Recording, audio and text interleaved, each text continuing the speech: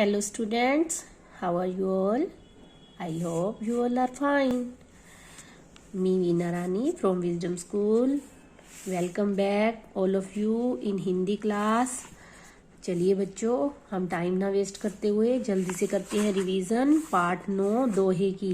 क्यों? क्योंकि आज हमारा टेस्ट है ना? है ना टेस्ट पार्ट दोहे का। तो सबसे पहले मैं आपको रिवाइज करवाऊंगी शब्दार्थ। गोविंद, कृष्ण का नाम ईश्वर, यानी ईश्वर। गोविंद किसका नाम है? कृष्ण भगवान का नाम है। कृष्ण भगवान कौन थे? ईश्वर थे। बलिहारी न्योछावर होना, बलिहारी न्योछावर होना। आखर अक्षर, आखर अक्षर।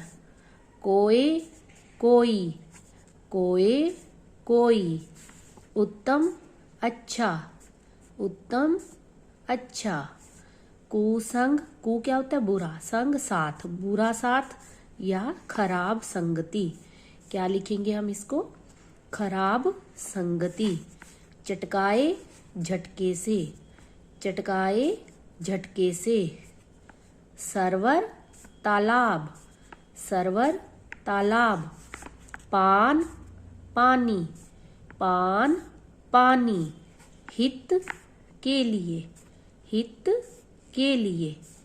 सुजान सज्जन, सुजान सज्जन। सज्जन व्यक्ति कौन होते हैं? सज्जन जेंटलमैन, अच्छे, जिसमें हर गुण होता है। पाए पाव या पैर, पाँव भी लिख सकते हो आप, पैर भी लिख सकते हो। पाए पाँव पैर। पोथी पुस्तक ग्रंथ, पोथी पुस्तक ग्रंथ। सुमिरन याद करना, सिमरन करना। किसको? ईश्वर को। ब्रैकेट में लिखना है ये, ईश्वर को। सुमिरन याद करना, सिमरन करना। प्रकृति स्वभाव, प्रकृति स्वभाव। भुजंग सांप, भुजंग सांप। तरुवर पेड़, तरुवर पेड़। पियही पीना या पीते, पियही पीना पीते। काज काम, काज काम। संचही इकट्ठा करना, संचही इकट्ठा करना।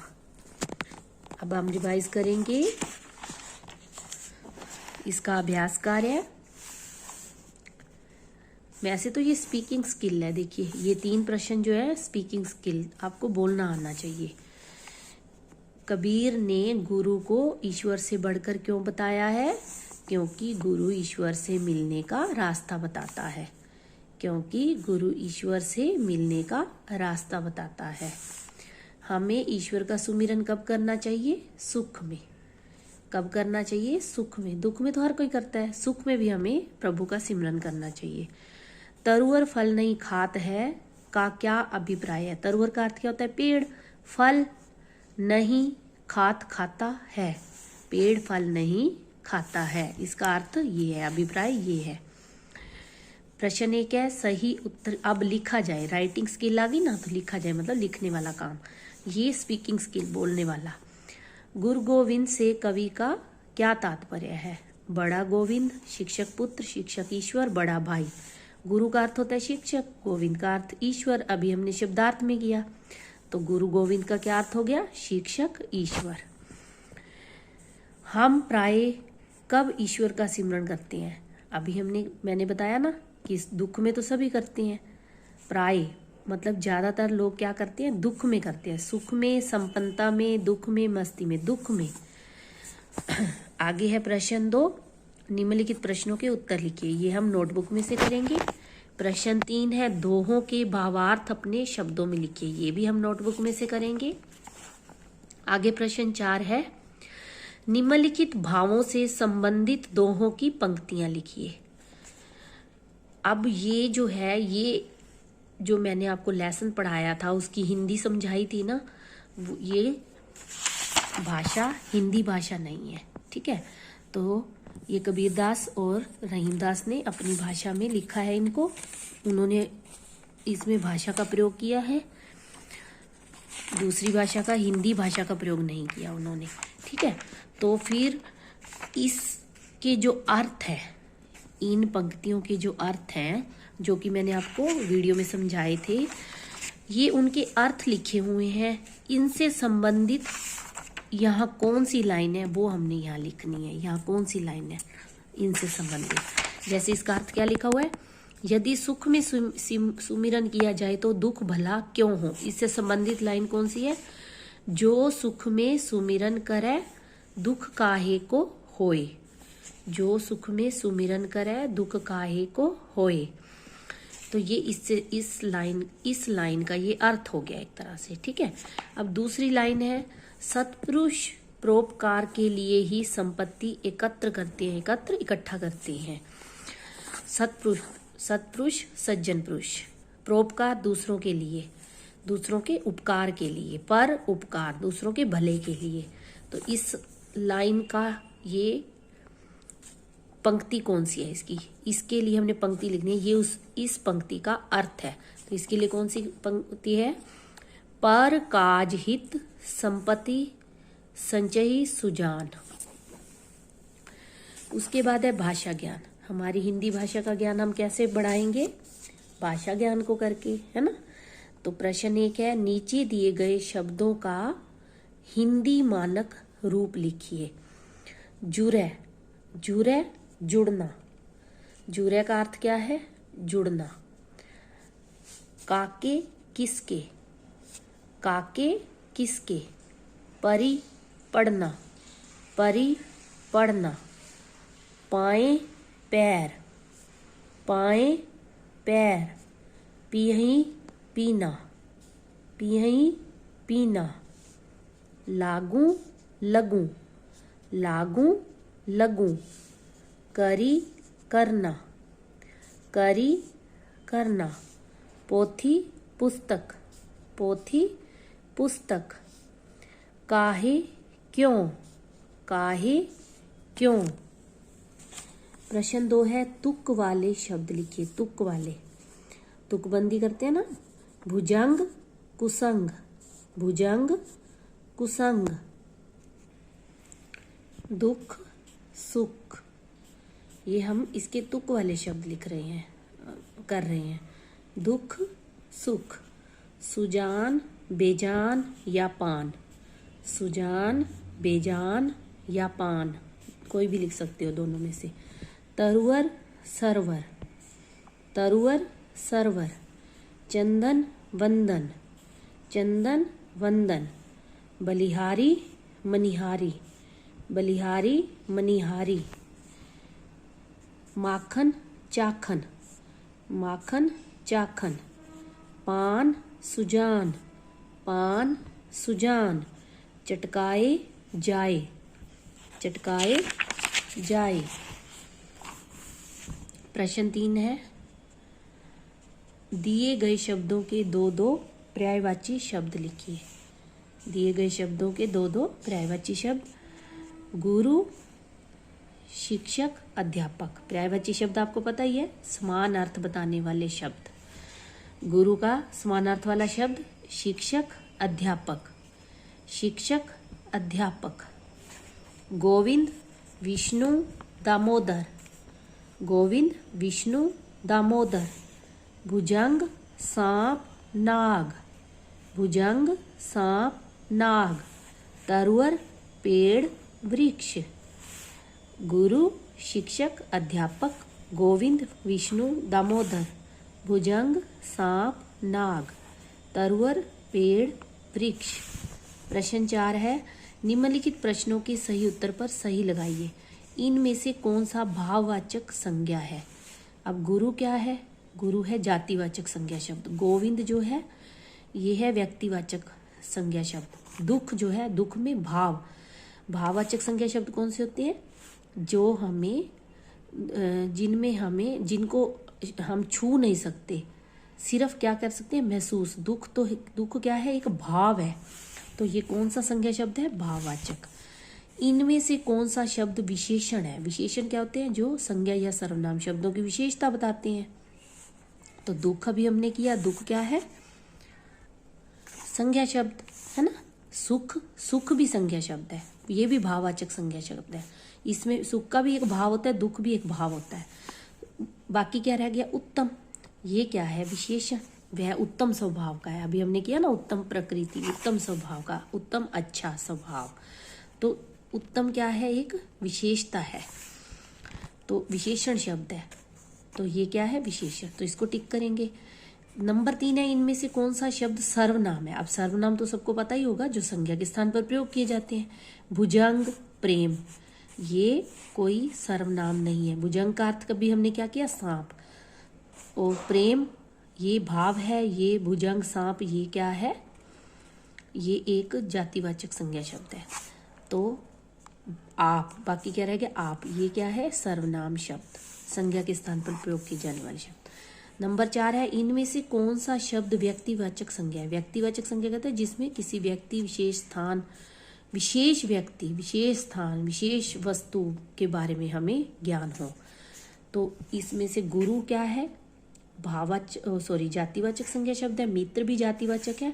सिर्फ क्या गया? रहीम, रहीम क्या है? व्यक्तिवाचक संज्ञा शब्द। तो इस पे हम टिक करेंगे। अब हम करेंगे प्रश्न उत्तर। प्रश्न 1 है, दुख किसे नहीं होता है? जो व्यक्ति सुख में भी ईश्वर का सिमरन करता है, प्रभु को याद करता है, उसे दुख नहीं होता है। दुख किसे नहीं होता है? जो व्यक्ति सुख में भी, दुख में तो हर कोई करता ही करता है, सुख में भी ईश्वर का सिमरन करता है, प्रभु को याद करता है, उसे दुख नहीं होता है। प्रश्न 2 है, वृक्ष और सरोवर के उदाहरण से रहीम जी क्या कहना चाहते हैं? वृक्ष और सरोवर का उदाहरण दिया ना रहीम जी ने अपने दोहों में, तो उन दोहों के माध्यम से रहीम जी क्या कहना चाहते हैं?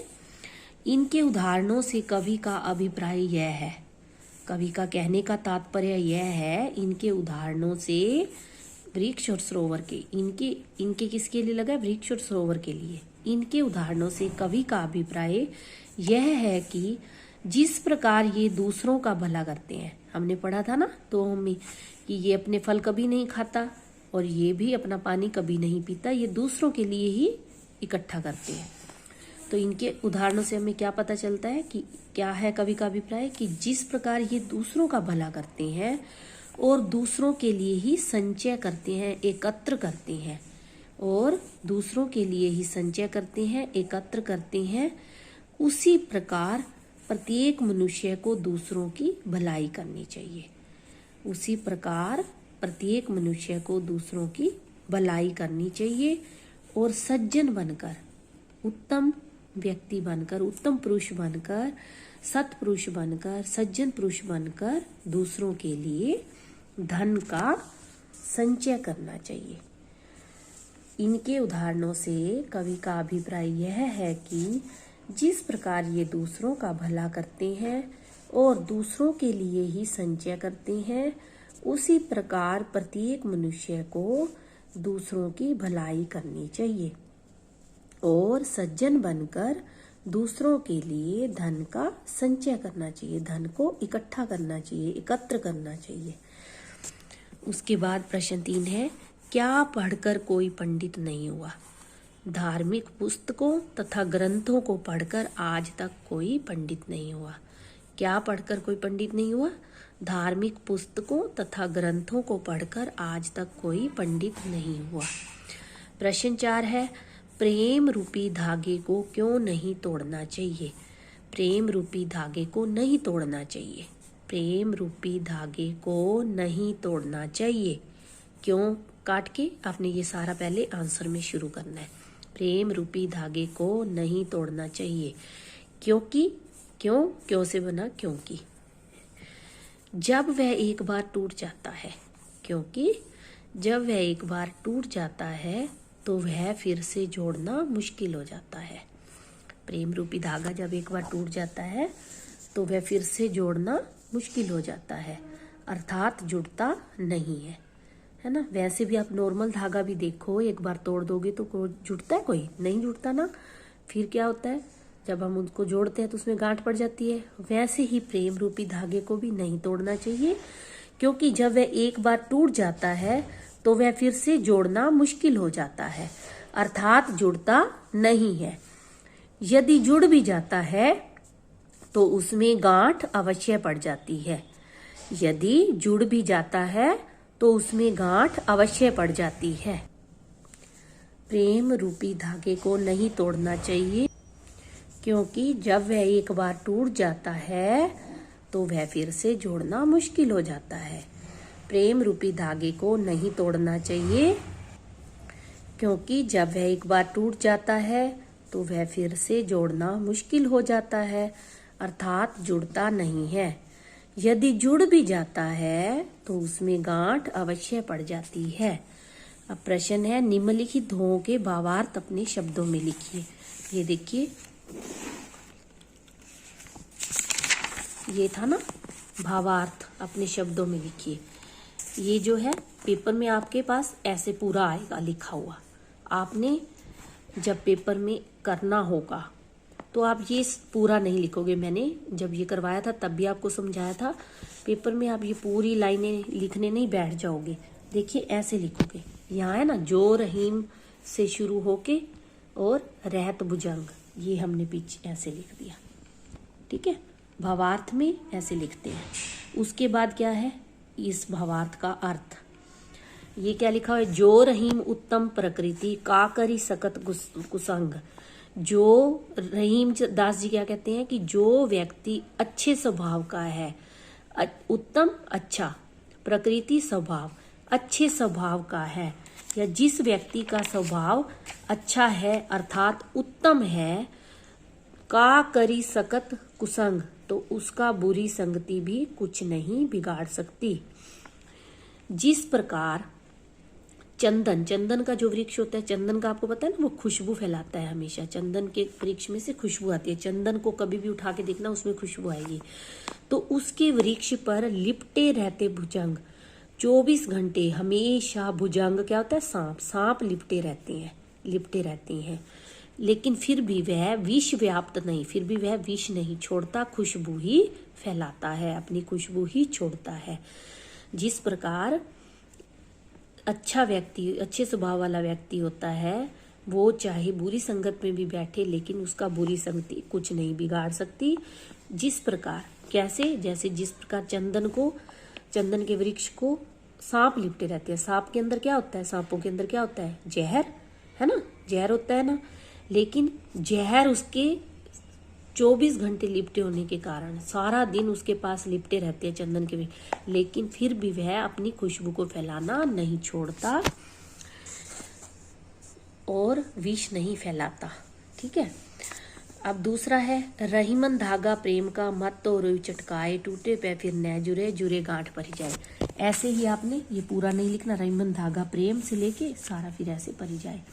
अब इसमें रहीमदास जी क्या कहते हैं कि प्रेम रूपी धागे को झटके से, चटकाए झटके से तोड़ना। प्रेम रूपी, प्रेम धागा, प्रेम का प्रेम रूपी धागे को झटके से नहीं तोड़ना चाहिए। टूटे पे फिर न जुरे, जुरे जुड़ना, टूटने पे, यह क्योंकि एक बार टूटने पर, टूटे पे टूटने पर यह फिर से दोबारा से नहीं जुड़ता, फिर दोबारा से नहीं जुड़ता। जुरे गांठ परी जाए, जुरे जुड़ जाए, गांठ परी पड़ना जाए। अगर जुड़ भी जाए तो इसमें गांठ अवश्य पड़ जाती है।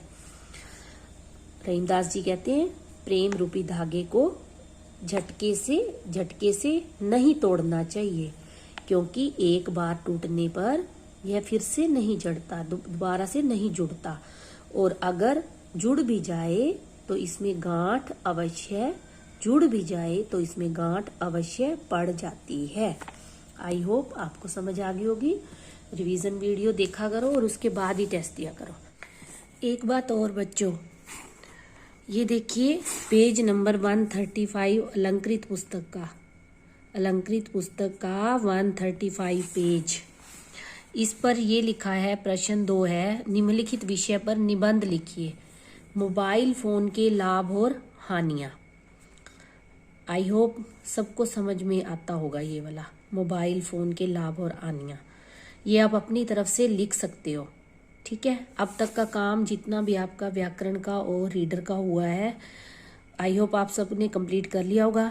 फिर अब टेस्ट आज होना है, टेस्ट के बाद आपका कोई होमवर्क नहीं होगा, है ना। तो ये आपने खुद से लिखना है, मोबाइल फ़ोन के लाभ और हानियाँ। सिर्फ इतना कर, ये प्रश्न 3 नहीं करना, प्रश्न 2 ये आपका होमवर्क है। टेस्ट के बाद आप फ्री होगे तो आपने क्या लिखना है, मोबाइल फ़ोन के लाभ और हानियाँ अलंकृत पुस्तक का 135 पेज पे है, ठीक है। ओके, टेक केयर बच्चों।